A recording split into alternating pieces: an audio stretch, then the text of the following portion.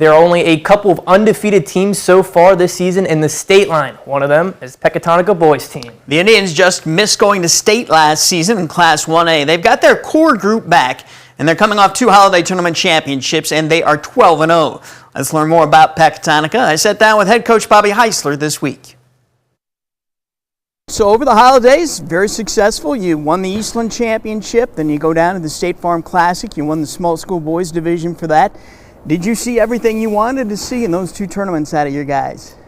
I don't know that we saw everything that we wanted to see. Obviously, I'm proud of the guys and how they've played and how they've progressed to start the season. But, you know, constantly looking at ways that we can get better. I'd like to work a little bit more on our depth, and that's going to be a focus come the middle part of this season. So that's an area that we'd like to get better at. We also had some shooting woes from outside in the free throw line, and you know, having been around the game for some time, I understand we still have kids getting their legs. I mean, we're only 10, 11 games in, so we expect that to probably improve somewhere middle, end of January. The teams you played at the State Farm Classic were Olympia, Quincy Notre Dame, Normal U High, St. Joseph Ogden. That's some pretty good competition there. What did you learn going through that gauntlet of those teams there? I mean, there were different styles of play, obviously, for each team. And that's really what is really nice. You know, not that I don't enjoy playing area teams, but to get out and see some different strategies, some different approaches to the game, and just some different faces.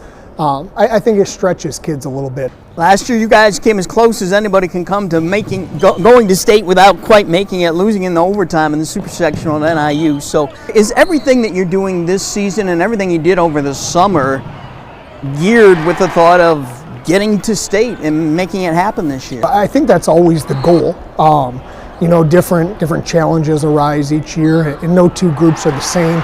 I don't think we necessarily approached this year thinking about last year, because we lost some key pieces and we added some different ones, and we're a little bit different team than we were last year on the offensive side and on the defensive side. So really what we're trying to focus on is just maximizing the potential with the group that we have now.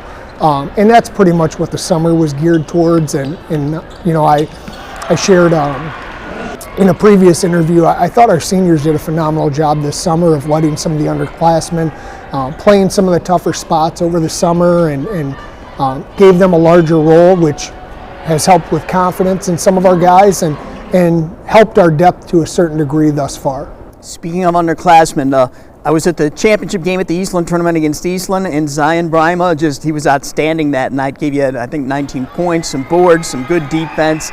He's only a sophomore. He's got length. How excited are you about his upside, what he's doing for you already, and what he could do for you down the road?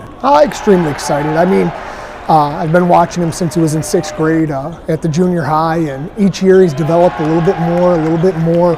I was happy to see that you know, he committed to an AAU program this past off season. He was also involved with football. I think both of those things kind of helped his maturity, both mentally and physically. And I think he's got a lot of confidence right now, and he knows that his teammates have confidence in him. So extremely happy with where he is. He'd be the first to tell you, Coach still thinks he has a ton of room to grow. And I think as he gets better, we too will continue to get better on the season.